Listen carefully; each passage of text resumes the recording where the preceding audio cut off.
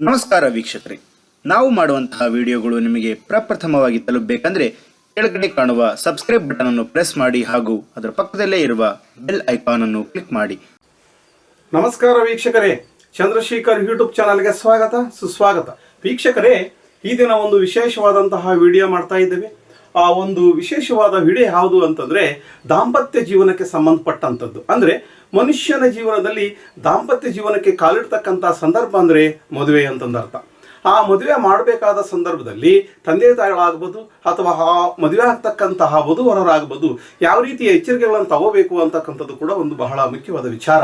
ಈಗ ಮುಖ್ಯವಾಗಿ ಮದುವೆ ಮಾಡಬೇಕಾದಂತಹ ಸಂದರ್ಭದಲ್ಲಿ ಯಾವ ಯಾವ ಡೇಟಿನವರು ಯಾವ ಡೇಟಲ್ಲಿ ಮದುವೆ ಆಗಬೇಕು ಅಂತಕ್ಕಂಥ ಒಂದು ವಿಚಾರ. ಮತ್ತೆ ಅದಕ್ಕಿಂತ ಮುಂಚಿತವಾಗಿ ನಾನು ಹೇಳ್ತಕ್ಕಂಥ ಒಂದು ವಿಚಾರ ಇದೆ ವೀಕ್ಷಕರೇ. 1 ವರ್ಷದಿಂದ ಹಿಡಿದು ಯಾರೇ ಆಗಲಿ ವ್ಯಕ್ತಿಯ ಜೀವನದಲ್ಲಿ 1 ವರ್ಷದಿಂದ ಹುಟ್ಟಿದಂದಿನಿಂದ ಹಿಡಿದು 22 ವರ್ಷದವರೆಗೆ ಆ ಒಂದು ವ್ಯಕ್ತಿಯ ಜನ್ಮ ಸಂಖ್ಯೆ ಒಂದು ಪ್ರತಿಫಲಗಳನ್ನು ಕೊಡುತ್ತೆ.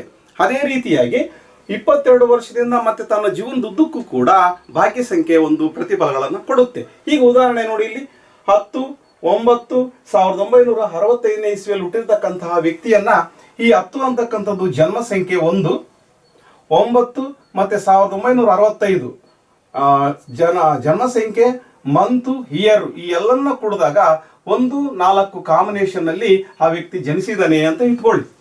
ಈ 1ನೇ ಸಂಖ್ಯೆ ಅಂತಕ್ಕಂಥದ್ದು 22 ವರ್ಷವರೆಗೂ ಒಂದು ಪ್ರತಿಫಲಗಳನ್ನ ಕೊಡುತ್ತೆ, ಅಂದ್ರೆ ಸೂರ್ಯ. ಮತ್ತೆ ಭಾಗ್ಯ ಸಂಖ್ಯೆಯಲ್ಲಿ ಇರ್ತಕ್ಕಂಥ 4 ರಾಹು ಅಂತಕ್ಕಂಥದ್ದು ಜೀವನದುದ್ದಕ್ಕೂ ಪ್ರತಿಫಲಗಳನ್ನ ಕೊಡ್ತಕ್ಕಂತಹ ಒಂದು ಗ್ರಹ ಆಗಿರುತ್ತೆ. ಹಾಗಾಗಿ ಆ ಒಂದು ಜೀವನದುದ್ದಕ್ಕೂ ಅಂದ್ರೆ 22 ವರ್ಷ ಮೇಲ್ಪಟ್ಟಿರ್ತಕ್ಕಂಥ ಜೀವನವನ್ನ ನಾವು ಪರ್ಸನಲ್ ಲೈಫ್, ವೈಯಕ್ತಿಕ ಜೀವನ ಅಂತ ಕರಿತೀವಿ.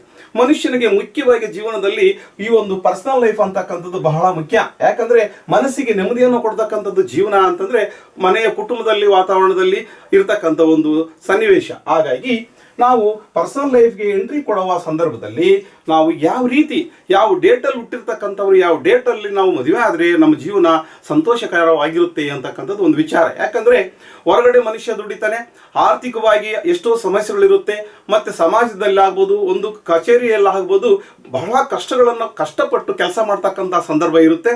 ಬಹಳಷ್ಟು ಯೋಚನೆ ಮಾಡಿ ಕೆಲಸಗಳನ್ನು ಮಾಡ್ತಕ್ಕಂಥ ಸಂದರ್ಭ ಇರುತ್ತೆ. ಯಾಕಂದ್ರೆ ಆ ಕೆಲಸದ ಒತ್ತಡ ಆಗಿರುತ್ತೆ.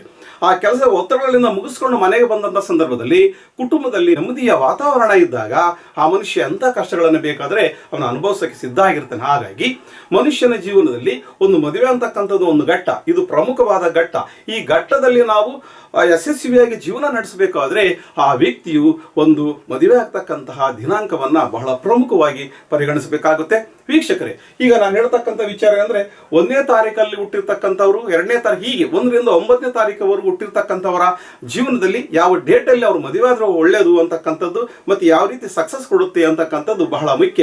ಆ ಒಂದು ನಾನು ಹೇಳ್ತಿದ್ದೇನೆ ವೀಕ್ಷಕರೇ. ಈ ಒಂದು ವಿಡಿಯೋವನ್ನು ನೀವು ತಪ್ಪದೆ ಒಂದು 10 ಜನಕ್ಕೆ ನೀವು ಶೇರ್ ಮಾಡಬೇಕು. ಮುಖ್ಯವಾಗಿ ಸಬ್ಸ್ಕ್ರೈಬ್ ಮಾಡಿ ಶೇರ್ ಮಾಡಬೇಕು. ಯಾಕೆಂತಂದ್ರೆ ಈ ಒಂದು ವಿಚಾರ ಪ್ರತಿಯೊಬ್ಬರಿಗೂ ಸಹ ಬಹಳ ಜೀವನದಲ್ಲಿ ಅತ್ಯವಶ್ಯಕ, ಬಹಳ ಪ್ರಾಮುಖ್ಯತೆಯನ್ನು ಹೊಂದಿರುತ್ತೆ. ಹಾಗಾಗಿ ಈ ಒಂದು ವಿಡಿಯೋವನ್ನು 10 ಜನಕ್ಕೆ ನೀವು ಕಳಿಸ್ಕೊಟ್ಟಿದ್ದೇ ಆದಲ್ಲಿ ಅವರಿಗೆ ಇಂಡೈರೆಕ್ಟ್ಗೆ ಸಹಾಯ ಮಾಡ್ದಂಗೆ ಆಗುತ್ತೆ.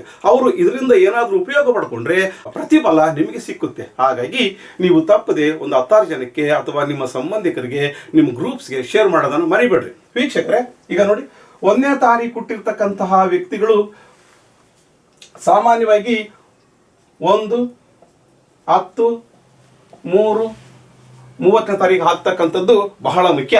ಮತ್ತೆ ಅದೇ ರೀತಿ 2ನೇ ತಾರೀಕು ಹುಟ್ಟಿರ್ತಕ್ಕಂಥವ್ರು 1ನೇ ತಾರೀಕು, 10ನೇ ತಾರೀಕು, 6ನೇ ತಾರೀಕು, 24ನೇ ತಾರೀಕಲ್ಲಿ ಅವ್ರ ಮದುವೆ ಆಗಬೇಕಾಗುತ್ತೆ.